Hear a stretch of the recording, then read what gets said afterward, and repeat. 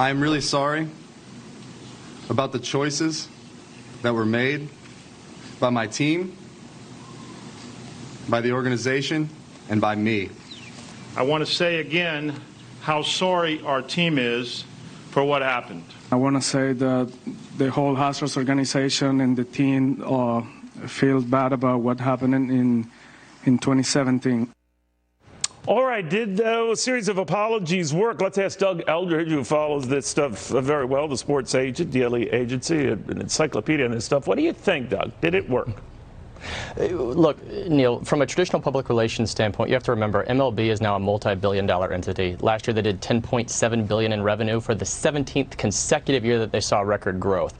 So when we talk about this, we're not talking about a general public relations issue. This is most assuredly a crisis communications issue given all the considerations involved. And in that sense, no, it was a colossal failure, the Thursday rollout and the 72 hours that followed. Ironically, this is both good and bad for baseball, okay? We're still 6 weeks out from opening day. NFL is over. We're still a couple of weeks away from March Madness. This is a slow time in the sports year, yet there's interest and discussion around baseball, okay?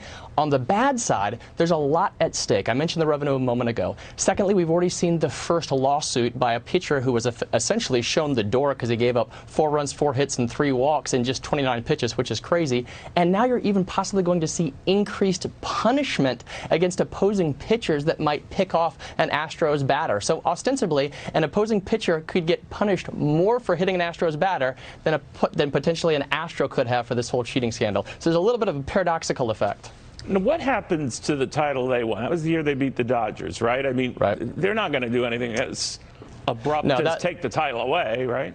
Well, that would be unprecedented in MLB context. But if you look at other sports, for example, you know, Lance Armstrong won 7 consecutive Tour de France titles, okay?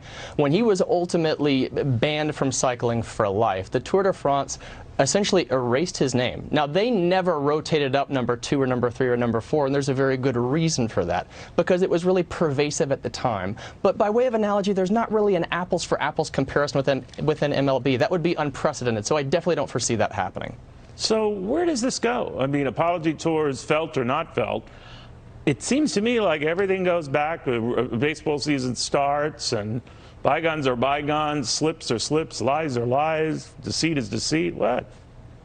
I think it hinges on one thing, and that is whether or not more evidence surfaces. That would be the difference in a ballpoint pen scraping over that beautiful blue dress shirt you're wearing today versus leaving the cap off of a felt tip and having an ink spot that bleeds and ruins the shirt altogether. What's my point? The point is right now it's contained, and eventually they're going to move on to spring games, then we're going to see opening day and fanfare and pageantry and excitement in the ballpark. But how do you know it's contained? How do you know it's we really don't, contained? and that's where you're waiting for the proverbial other shoe to drop. I think Major League Baseball tried to get out in front of it, but let's be honest, Neil, by any objective metric or measurement, they didn't. Not only were they reactive and responsive as opposed to proactive, there was no narrative control, and now you have an absolute echo chamber on social media, rampant with conspiracy theories, even to the possibility of a buzzer that was worn underneath the jersey, and theories about why he did it and want the jersey torn off. Who knows? The problem is if MLB can't get into games very quickly, and in so doing put the cap on the felt tip pin by way of analogy that I referenced,